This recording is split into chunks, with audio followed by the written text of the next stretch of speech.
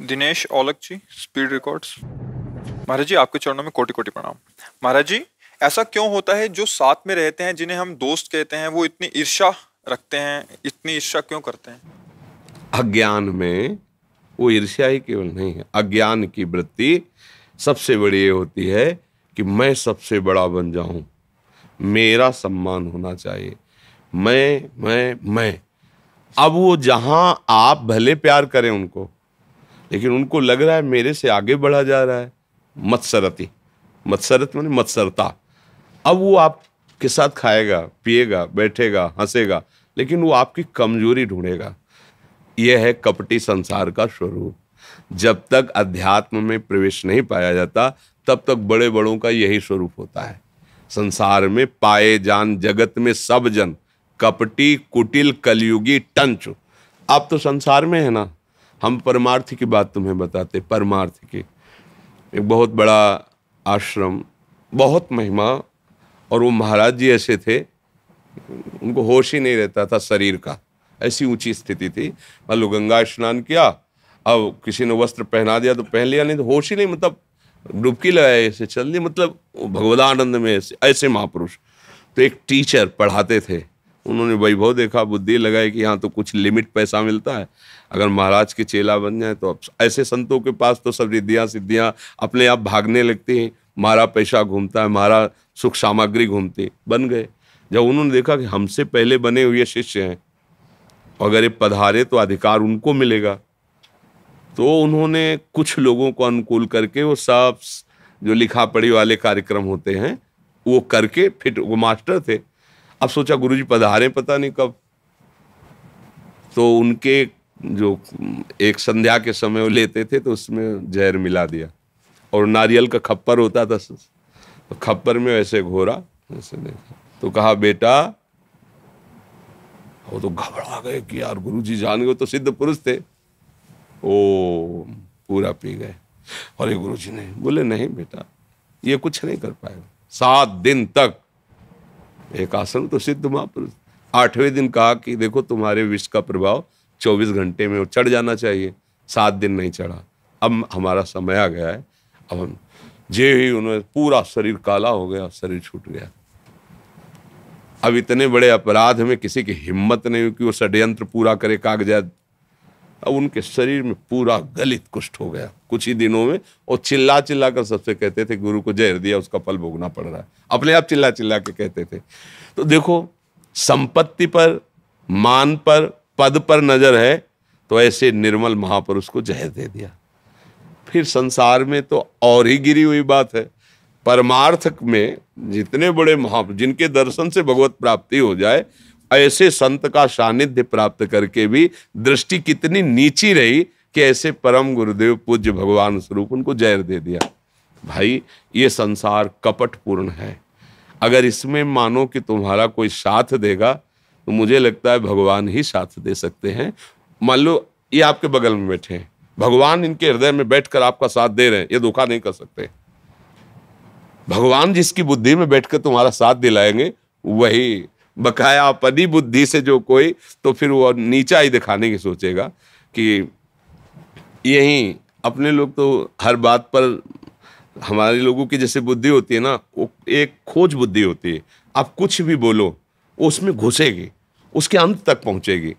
तो एक बड़े महात्मा हैं, यही हैं अभी वृंदावन में, तो ड्राइवर 10वें वर्ष से सेवा कर रहा था और साथ चलता था, और उसको पता था कि स्वामी जी इतना रुपया लेके चल रहे हैं। वो जंगल में जाके गाड़ी लॉक की और हाथ पैर उनके बांध दिए, और पैसा वो लाखों में था, पैसा रख लिया और लॉक करके गाड़ी चला गया। भगवान की इच्छा, संतों की रक्षा तो भगवान करते।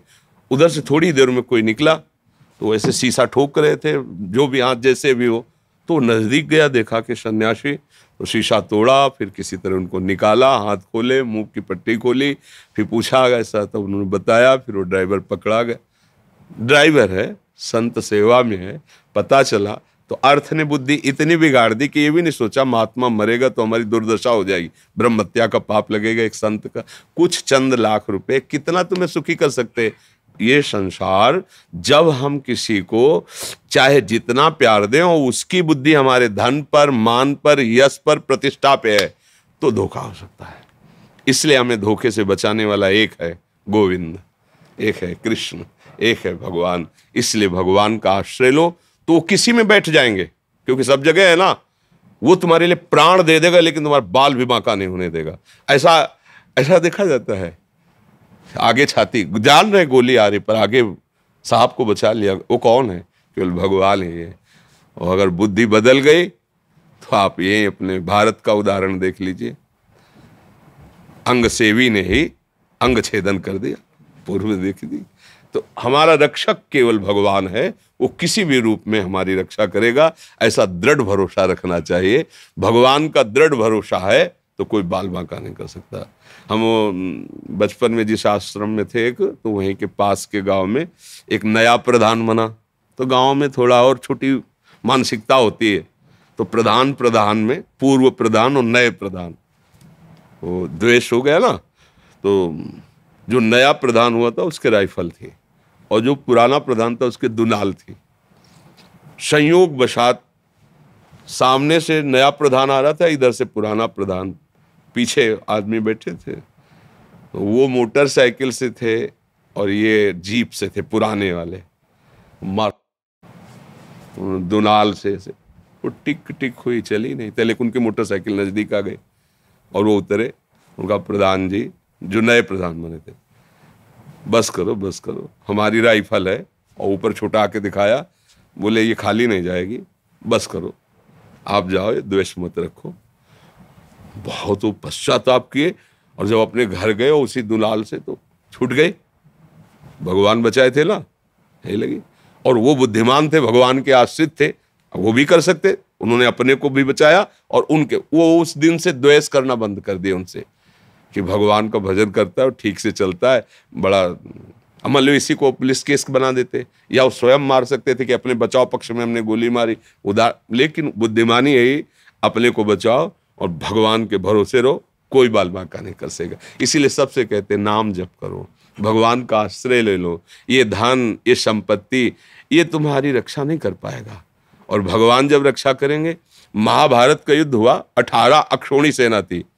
तो एक भरुई नाम का पक्षी होता है, उसके 4 अंडे थे और उसको पूर्व जन्म की किसी स्मृति के कारण भगवान की याद आ गई। उन्होंने कहा मालिक मेरे अंडों को बचा लीजिए। तो एक भारी घंटा हाथी का ऐसे टूट के गिर गया। पूरा महाभारत में सब विध्वंस, वो अंडे नहीं फूटे, पूरा महाभारत हो गया, वो अंडे नहीं फूटे। प्रहलाद जी को विश्वास इसी बात पे हुआ। एक कुम्हारिन कह रही थी राम राम राम, कुम्हार की पत्नी। तो उनका कि क्यों तुम ऐसे दुखी होके बोल रहे हो माँ? तो राजकुमार थे 5। उनका बेटा बड़ी भूल हो गई, मैं किसी और चिंतन में थी। एक मटकी में बिल्ली के बच्चे थे और मैंने वो मटकी आवे में लगा दी और वो आग में हो गई। अब भगवान ही बचा, तो भगवान आग के भीतर से भी बचा सकते। हाँ, भगवान तो सामर्थ्यशाली, वही बचा सकते। तो माँ हम कल आएंगे तब आप आवा खोलना।